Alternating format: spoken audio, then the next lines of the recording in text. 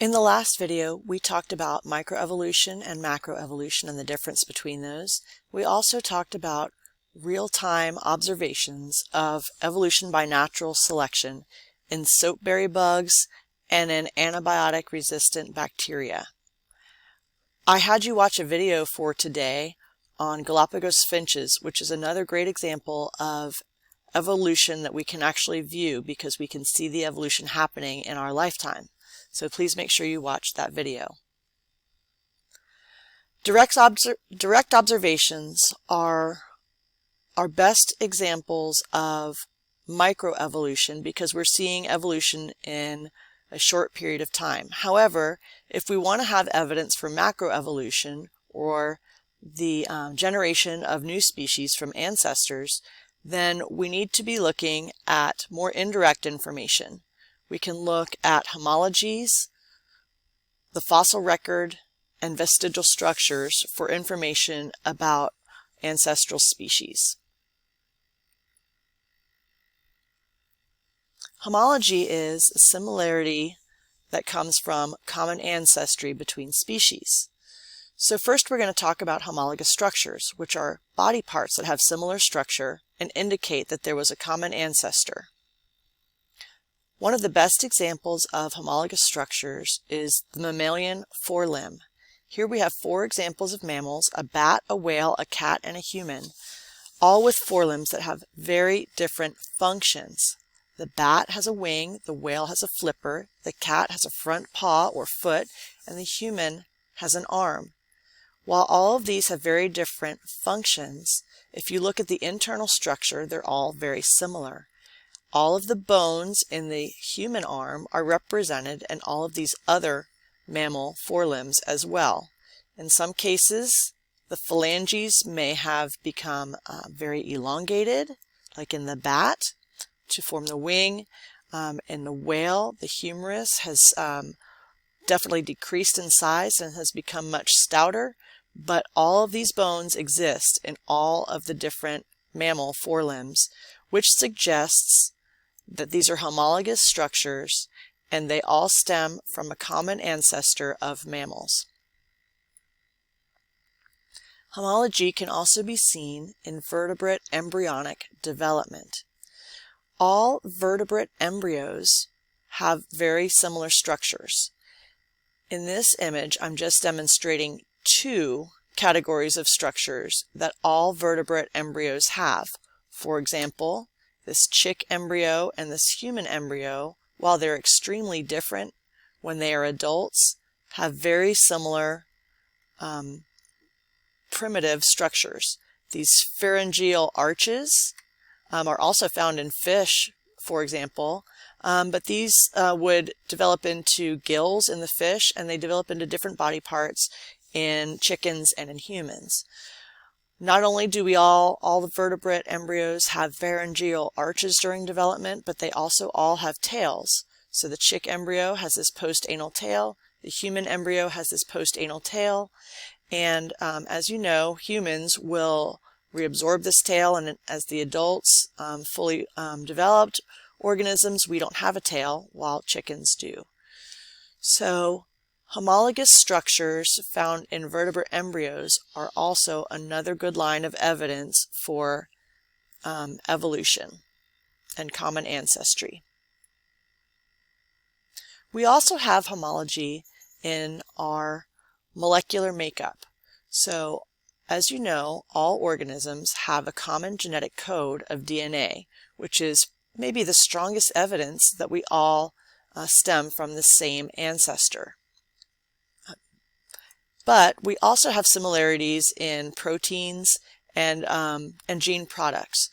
So we can look at how similar we are in terms of our proteins to determine how related we are to different species.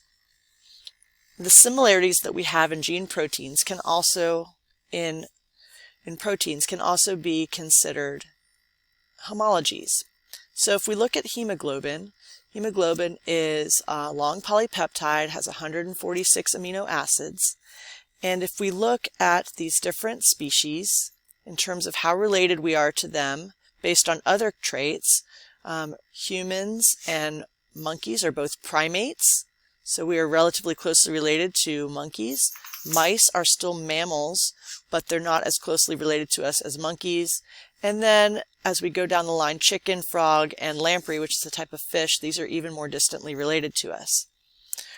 We have homologies in our amino acids within hemoglobin and pretty much any other protein that you'd want to look at, or any other important protein that you'd want to look at.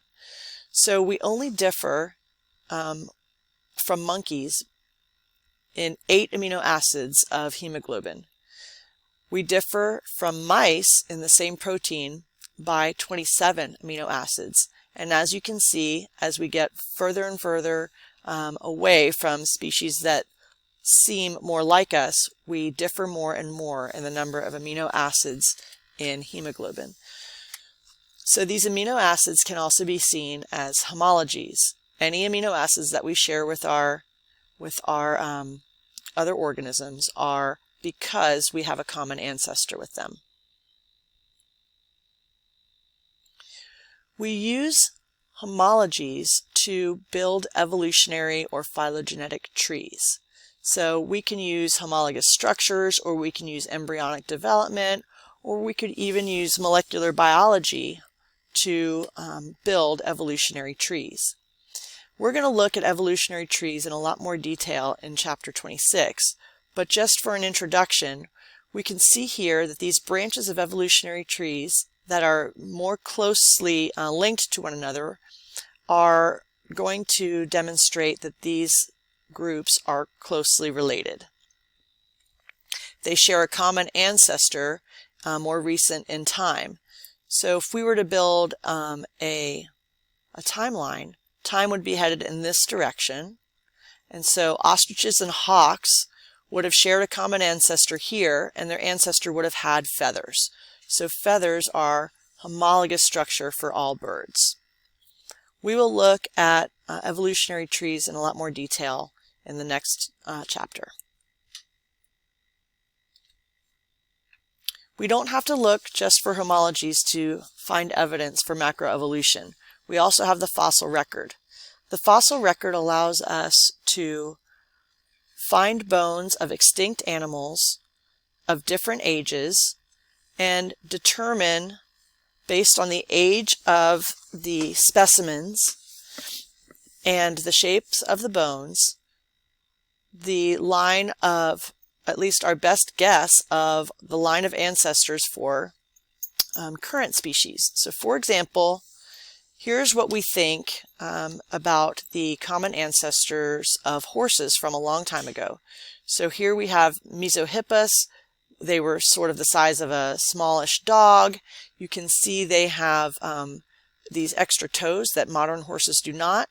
But there's several different lines of fossils that show a gradual change of these horse ancestors with elongating legs and the reduction of the toes and changes in the skull and increase in body size that suggest that we have a very gradual change from this ancestor of the horse to more recent ancestors to our current genus of horse right here.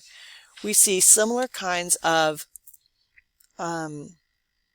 gradual change in skeletons of ancestors of common or of current whales.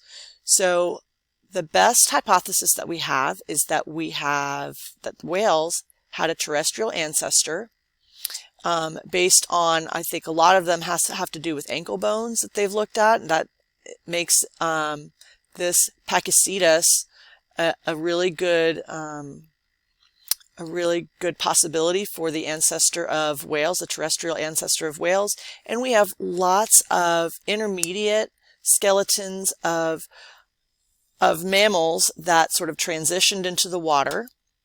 And you can see here the back limbs look a little bit more like flippers here, and then they become really reduced.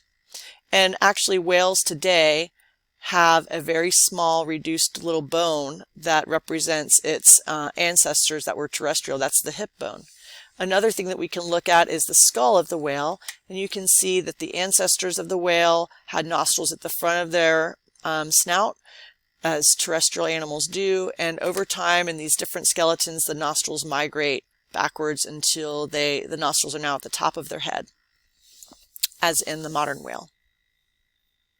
So fossils allow us to try to put together puzzle pieces of ancestors and build a gradual story of how our current species developed over time. Another good line of evidence for macroevolution, or the fact that we share common ancestors, are vestigial structures in humans. Humans have a variety of vestigial structures that we don't use anymore, but that our ancestors and our still living relatives do use. For example, the appendix, which helped our ancestors digest bark and very tough vegetation. We no longer use it, but a lot of our mammal relatives still do. Goosebumps in humans don't serve any purpose, but we usually get them when we're cold. And in species like dogs or bears or other species, when they get cold, those goosebumps raise their hair up, which creates an area of insulation to keep them warm. Another common example of vestigial structures in humans is the wisdom teeth. So we have these wisdom teeth that don't do us any good at all, mostly just cause us trouble, but presumably our ancestors used them to help them grind food. The last vestigial structure that I'm going to talk about in humans is the semilunar fold in the eye, which is a vestigial leftover from our ancestors' nictitating membrane. There's still lots of species that have this nictitating membrane, which is a membrane that covers the eye. If you've ever seen a cat blinking, you can see that they have this layer that goes over their eye under their regular eyelid. So lots of other organisms have those, but humans have lost most of that nictitating membrane, and all that's left is the semilunar fold. In the last slide, I already described the vestigial structure of the femur and pelvis for whales. So we have this leftover structure indicating that they had a terrestrial ancestor. And skeletons of snakes also have traces of leg-like structures that are not used, and that also indicate that they had ancestors that had legs. There is this problem of convergent evolution, which I need to discuss. In convergent evolution, there are species that look similar or have very similar structures, but they don't share a recent common ancestor. A really good example of this is the sugar glider, which is a marsupial, which means it carries its babies in a pouch, has very different development from placental mammals, which are found in North America. So the sugar glider is a marsupial found in Australia. The flying squirrel is a placental mammal found in North America. Placental mammals and marsupials do not share a recent common ancestor. They are very, very, very distantly related. So sugar gliders and flying squirrels are not closely related to one another, but they have very similar structures. And that is because they've gone through similar evolutionary pressures in their environment. So these flaps between their limbs that sugar gliders and flying squirrels have in common are not homologous structures that would indicate a common ancestor, but they are analogous structures. Analogous structures have similar function, but it's not because of common ancestry.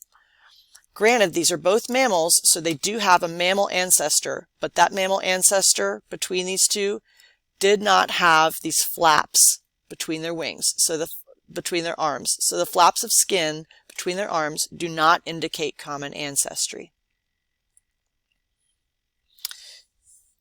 To elaborate a little bit on the difference between analogous and homologous structures, I've put this figure up.